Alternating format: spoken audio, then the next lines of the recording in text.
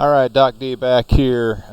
We are covering the review for our Quiz 2, which is due this coming Friday, which is the 17th, I think. Yes, Friday the 17th. Okay, so you'll have all day. I am going to make it available Friday at 6 o'clock in the morning, and then you'll have all day to complete the quiz. Alright, you can use notes, you can use the internet, but the questions are going to be directed so that you have to answer from your own thought process. I don't want anything regurgitated off the slides. And so here we go. Alright, so we start with the transformation theory. So what is transformation theory all about? You know, you need to be thinking about that, and I had you write an assignment on transformation theory, and we did that on the COVID-19 response. And by and large, the papers were insightful and thoughtful, and actually I would say probably 95% of them you really took your time and you did a good job walking through the changes and how they had affected you. There were roughly 10% of you that failed to actually label and discuss the breakpoints and the phases. You still got a decent grade on there, but you know the assignment asked you to discuss the phases and the breakpoints. All right, so I think that a lot of you have a good idea on the whole transformation theory, and so I will ask questions again based out of your own experience, and that's the kind of answer that I'm looking for. I don't want anything regurgitated off one of my slides. I want you to put it in your own words and tell me how that's working, okay, or how it works or how it might work. All right, so transformation theory, understanding how things change, and you know, the long and the short is that if you keep doing the same thing, you're going to get the same old results. All right, next slide. All right, so here we have the slide that talks about the different phases. You need to be familiar with those, and again, be able to take a situation and discuss that in terms of phases and the breakpoints and how they actually relate to your life. And so again, you know, this was what our first homework assignment post COVID-19 was, and so I'll ask you to do that. Hold on one second, please.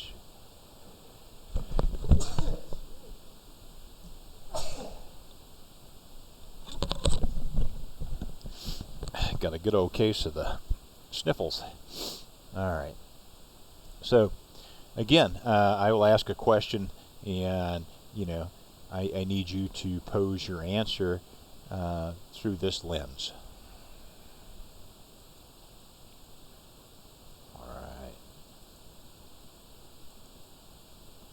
All right. So yeah, I've only got a few slides up here. I'm not reproducing the entire lecture series. I'm just, you know, telling you where I really want you to focus your efforts and energies. I highly encourage you to go back through all of the lectures, because everything that was in that lecture is testable.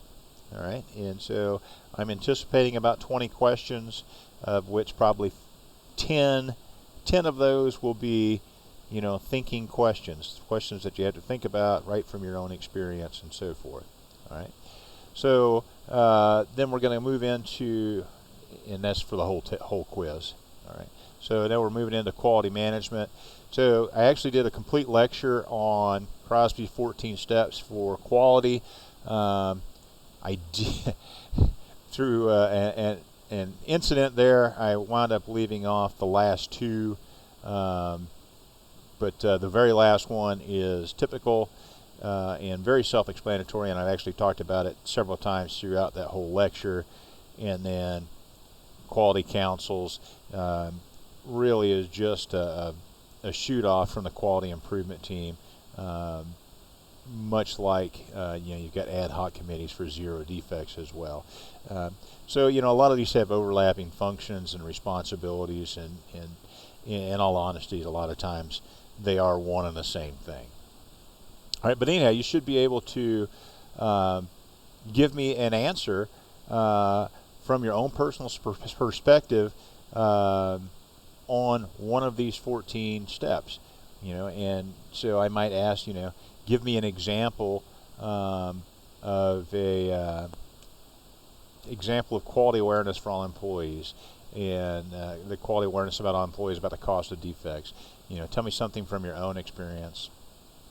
That you could see a question like that. Again, because this is an online test and I can't control what you look at and what you see, these are going to be from your own experience. All right, and so it makes my job a lot more difficult to create an exam and then to grade that exam that way. But it is what it is. So we're establishing the new norm.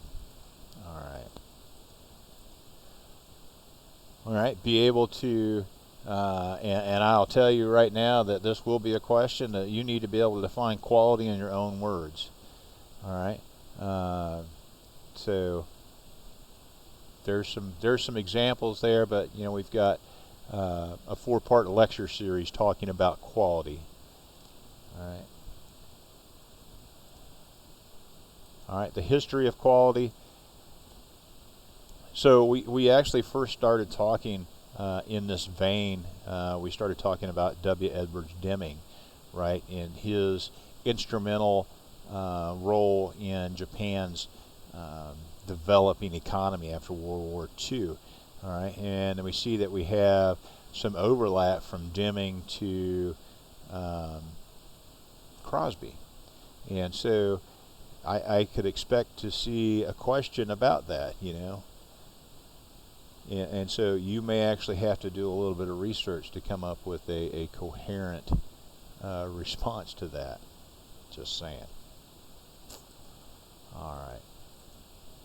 Crosby's 4 absolutes.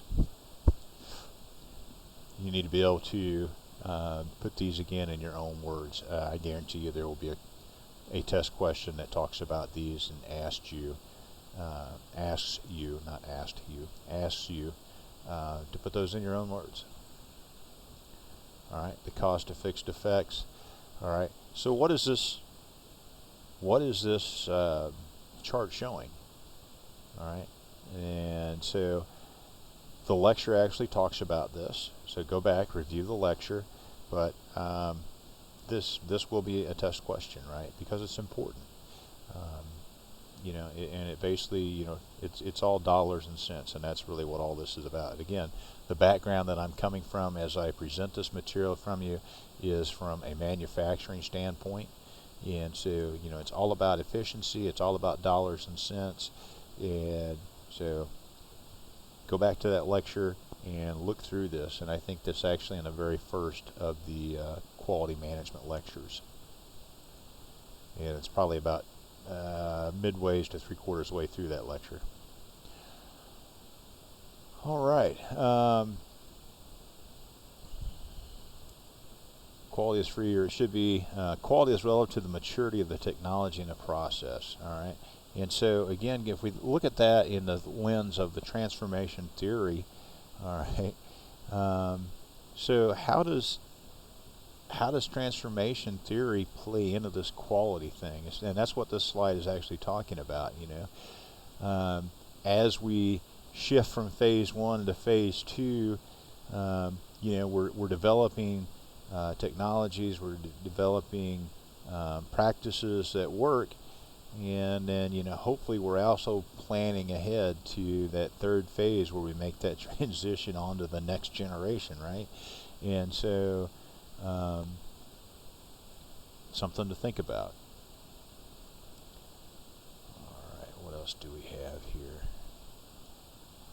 All right, so I did a lot of lecturing on the cost of quality, and again, as I've said, it's all about dollars and cents and efficiency. If something is more efficient, it saves money, makes more money. All right, and that's what this is all about. So if you go back and revisit the lectures on this, we talk about prevention costs, appraisal costs, internal failure costs, external failure costs, and examples of those.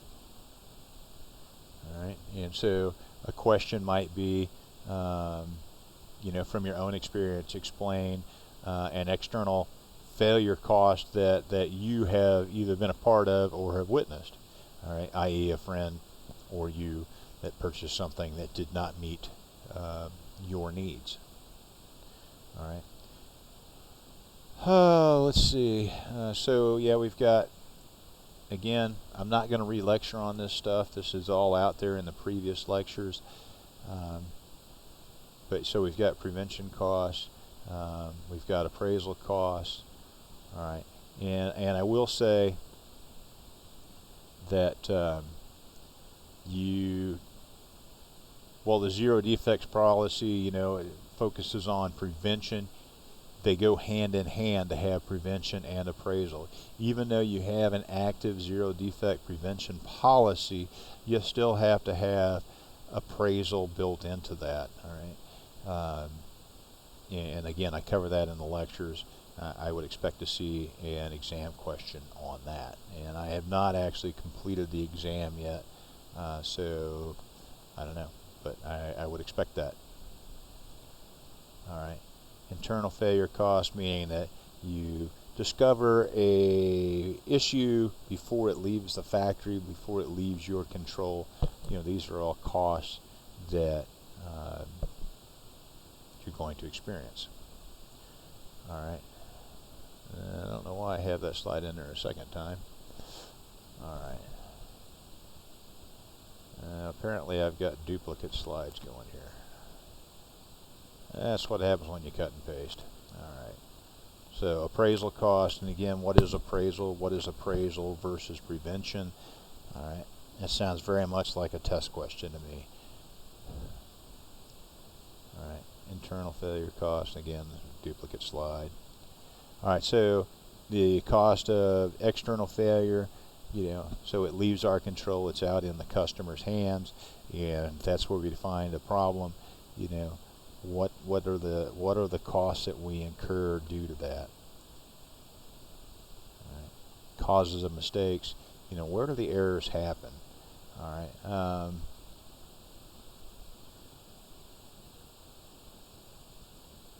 Again, this is covered at quite a bit of length within my lectures. All right. Go back, review the lectures. All right. But I probably will ask for, again, a personal experience where you can highlight one of these. All right. So again, I'm looking for probably 20 questions, of which roughly half of those will be questions that are thought-provoking, that I will want you to write from your own experience or from the experience of somebody that you know. And so this might be that you talk to your parents to say, hey, here's what I'm addressing. Do you have a situation that we can bring to bear? Again, you'll have all day to complete this. I will open it up at 6 a.m. on Friday, and I will shut it down at 11:55 p.m. on Friday night. You may use any sources that you want. And again, what I'm trying to do here is I'm trying to encourage your learning and to establish thought linkages with stuff that you already know. So I'm very much open to you talking to your parents to say, hey, this is what I've got. I'd much rather you write from your own perspective in something that you have experienced, but not everybody's going to will have experienced some of these things. And so I do encourage you to talk to your parents, talk to your friends. Again, I'm trying to build those thought linkages, and that's really the most important thing here. As I do my grading, I'm going to be asking, does this person understand the concept that I presented, and are they, is the basic concept there? If so, you're going to get the bulk of the points. If you're just way out in left field, then obviously you're not going to get very many points. But I do want you to take an attempt at every single question and do the best that you can. Again, you've got all of your notes. You have the knowledge of the world at your fingertips through the internet. please make use of that. All right, and make it so that when I read these answers, I'm like, wow, all right, okay. And so I did grade the transformation theory homework today, and like I said, most of those were really good, and every one of them had thought and feeling and personal impact in them, and that's really what I'm looking for. I want you to be able to put that type of attention and devotion to each one of these questions, all right? Because every one of those was powerful, and in actuality, the social scientist in me, I will probably be using a lot of those essays for something, and so you can probably expect to hear some follow-on from me, because as I pick out choice ones, I really want to do a piece on the impact of the COVID-19 virus and within higher education. And I think that you guys had some very powerful stories to tell, some very encouraging stories as everybody is working through and developing new practices, new techniques. A lot of you talk about technology and how we're leveraging that against this, and again, those are the kinds of things that I want you to bring to bear when you take this exam on Friday. You all are in my thoughts and prayers. I hope that everyone is doing well. I'm healthy. I'm coming to work 3 days a week. I'm working from home another day a week, and then I'm doing catch as catch can for the rest. But I do miss seeing you guys in class. I really enjoy the ability to see your faces and to get feedback directly from you.